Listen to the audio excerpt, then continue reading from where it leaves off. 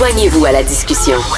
Appelez ou textez le 187 Cube Radio 1877 827 2346.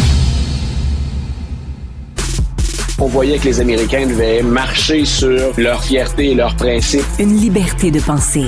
Mais il le fait d'une façon particulièrement grossière et maladroite. Une force internationale. Et même, on va plus loin. Luc la liberté. Luc, le bulldozer de Donald Trump, rien ne peut l'arrêter. Alors, il y a deux candidatures. D'ailleurs, je sais pas si tu as remarqué, je suis en compagnie de M. Trump aujourd'hui. Donc, j'étais en train de l'écouter se prononcer sur de nouveaux décrets. Donc, il m'accompagne jusqu'au bureau, le président Trump. Écoute, il a le visage particulièrement rouge ou orange foncé, là, en tout cas, à ton écran. Écoute, il y a deux candidatures controversées de Trump là, qui progressent. Là. Je pense qu'ils vont avoir le feu vert. Mme Gabbard, comme directrice des services de renseignement. Alors qu'elle a fait de la propagande pour les Russes, et Robert Kennedy Jr. À la tête du secrétariat de la santé, là, alors que c'est un anti-vaccin. C'est surréaliste. Et dans les deux cas, peut-être moins dans le cas de Mme Gabbard, qui est beaucoup plus, qui connaît un peu mieux certains dossiers, dont les réponses sont plus étoffées. Mme Gabbard, bien sûr, ce sont ses allégeances qui posent problème. Bachar el-Assad et Vladimir Poutine ne sont pas forcément des amis des Américains. Pour quelqu'un qui va gérer, qui est, je répète, je traduis l'expression en anglais, mais de l'anglais, mais ça va être la reine du renseignement, finalement, aux États-Unis. C'est vers elle que vont converger les 74 agences de renseignement, là, sous divers chapeaux. Mais donc, elle est à un poste crucial, très important. La propagande pro-russe, puis ses liens avec Bachar el-Assad, disons on ne devrait pas aimer ça en temps normal aux États-Unis, et les républicains semblent prêts à passer outre. Et pourtant, ce sont des républicains eux-mêmes, plus les démocrates, mais ce sont les républicains eux-mêmes qui ont émis des doutes là-dessus. Il y a un travail de coulisses qui se fait, et soudainement, même des sénatrices comme Susan Collins, qui avaient émis de sérieuses réserves, on est maintenant prêt à en rentrer dans le rang. Donc, la discipline fonctionne bien à l'intérieur du Parti républicain. L'autre nomination, si on ne se fiait qu'aux audiences, les deux moments où Robert Kennedy Jr. a été sur le grill, interrogé, relancé de questions par les sénateurs, c'était rien de moins que gênant. À la face du monde, parce que c'est grand public, on a vu quelqu'un qui est non seulement totalement incompétent, mais quelqu'un qui se contredit, quelqu'un qui ment. On a vu ça à heure de grande écoute. On peut le passer en boucle. Cette personne-là va se retrouver à la tête de l'agence probablement la plus efficace des États-Unis si on parle du bien-être des Américains, de la santé des Américains et de la recherche scientifique. Quand on parle de Health and Human Services, je t'entendais plutôt, je crois que c'est la semaine dernière, je t'entendais discuter avec Gaétan Barrette et je l'entendais expliquer à M. Barrette à quel point c'est un médecin, c'est un ancien ministre de la Santé. Normalement, on prend pour acquis qu'il sait ce qu'il fait, et il louait le travail fait par Health and Human Services aux États-Unis en disant à quel point pour nous, pour le Canada et pour le Québec, c'est important. Ben là, on a un complotiste, on a un menteur et on a un incompétent qu'on est prêt à mettre à la tête d'une agence dont on va effectuer un nettoyage comme on le fait dans de nombreux autres services actuellement. C'est-à-dire que tous ceux, même politiques, qui ne s'agenouillent pas devant Donald Trump ou qui n'embrassent pas la bague, comme on le faisait à l'intérieur de la mafia, ces gens-là vont se retrouver au chômage demain matin, congédiés, virés, sans plus de réserve, de doute ou de retenue.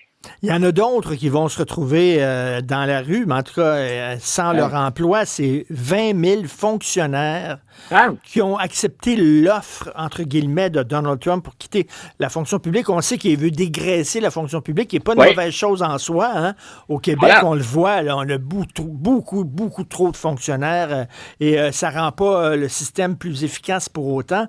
Donc, il veut le dégraisser, mais tout est dans la manière, Luc. Tout est dans la manière, puis tout est dans la sélection. Je pense, tu viens de lancer cette phrase-là, et je t'appuie. Il y a personne qui dit on va faire des économies, puis on va dégraisser la machine. Je connais personne qui paie des impôts, puis on trouve tous qu'on en paie trop. En tout cas, c'est mon cas. Il y a personne qui va dire non, on va entretenir des gens qui sont là à ne rien faire ou qui bénéficient finalement des largesses de l'État. C'est un thème qui est très, très populaire. C'est très démagogique. Maintenant, il faut voir où on les retire et qui on retire. Pour quelles raisons on fait ça? Et ben, c'est là où le bas blesse. C'est dans les détails qu'on trouve souvent un certain nombre de réponses à nos questions. L'offre qu'on a fait d'abord aux travailleurs de la santé, pas de la santé publique, mais de l'État américain, c'est, écoutez, on vous donne 8 mois de salaire avec les pleins avantages si vous démissionnez maintenant. Ça peut sembler être une offre alléchante pour certains. Hein? C'est, écoute, j'ai 8 mois pour me trouver un autre travail, j'ai de l'expérience. C'est pas sûr que je vais retrouver du travail, c'est pas sûr que je vais me replacer dans quelque chose qui est raisonnable. Et l'autre raison, c'est qu'est-ce que j'ai fait faudrait qu'on m'explique pourquoi c'est moi qu'on coupe ou pourquoi on suggère de couper. La première chose intéressante là-dedans, c'est quand on leur dit vous aurez votre plein salaire et les avantages, déjà quand le président américain dit ça, et c'est une suggestion bien sûr de son faux ministre, de son faux secrétaire à l'efficacité gouvernementale, parce que c'est pas un vrai travail aux États-Unis, c'est pas un vrai ministère non plus. Il faut savoir que quand il dit ça, quand il promet des sommes d'argent, il n'a pas le droit de faire ça. C'est là où j'ai hâte de voir, moi, au Congrès, est-ce que républicains et démocrates vont au moins quelque part parler d'une même voix pour dire attendez, avant d'accepter cette offre-là, vous devriez nous en parler. Vous devriez vérifier avec le Congrès parce que le président ne peut pas vous offrir ces sommes-là. C'est voté par nous. Ça dépend de nous. Puis on vous représente. C'est nous, les représentants élus du peuple américain. Donc, l'offre en même temps, moi, c'est ce que j'appelle un peu un piège à con. C'est que Donald Trump a dit, c'est dans le projet 2025 et c'est de plus en plus clair que ce fameux projet dont on disait ceux qui sonnent l'alerte sont des complotistes. L'idée, c'est de faire le ménage dans la fonction publique pour mettre en place des gens loyaux ou loyaux, fidèles à Donald Trump. Et on aurait fait une offre, grosso modo, en disant, écoutez, profitez-en pour partir, et si vous partez, vous allez être traité humainement. Moi, je pense que les 20 000 qui ont répondu oui, c'est qu'ils ont compris le jeu ou le piège. C'est que si vous partez pas là, on va vous mettre dehors de toute façon dans 8 mois ou d'ici 8 mois. Et quand on promet, si je suis dans les 20 000 qui ont quitté, mon inquiétude, c'est que je quitte de bonne foi en disant, bon, c'est le patron qui a décidé, hein, je peux trouver ça plus ou moins correct, la manière. Est-ce que je vais toucher vraiment ce qu'il m'a promis? Parce que le Congrès n'a pas l'air à être d'accord avec ça. Donc, quand on parle d'un président qui est plus autoritaire, qui veut mettre la machine entièrement à sa main, alors qu'elle est composée de plein de contre-pouvoirs, même au sein du pouvoir exécutif, le président, il peut pas tout faire ce qu'il veut. C'est pas prévu comme ça. C'est pas le fonctionnement de la machine. Est-ce qu'on peut vouloir le changer? Ça, c'est légitime. Est-ce que c'est permis? Est-ce que c'est légal? Ben, on est encore une fois dans cette situation-là. Donc, moi, je vais suivre ces 20 000 travailleurs. C'est intéressant de voir l'initiative, c'est intéressant de voir la réponse. Maintenant, est-ce que ces gens-là vont effectivement mettre la main sur ces 8 mois de salaire et les avantages qui viennent avec le fait de quitter leur travail, les avantages de la fonction publique? Moi, je suis loin d'être certain. Il y a des tribunaux qui vont être interpellés beaucoup. En tout cas, si Donald Trump me demandait « Hey, tu me passes-tu 200$, je vais te le remettre la semaine prochaine. » Je dirais « Pas sûr que je le crois. Pas sûr que je le crois. » Merci. Non. Le mieux avant, Richard, c'est de coucher avec lui, de signer un document disant que t'en parleras pas, et ensuite il va te payer pour pas que t'en parles. C'est trop cher à payer, mon gars. Merci. Bonne soirée. Salut. Bye.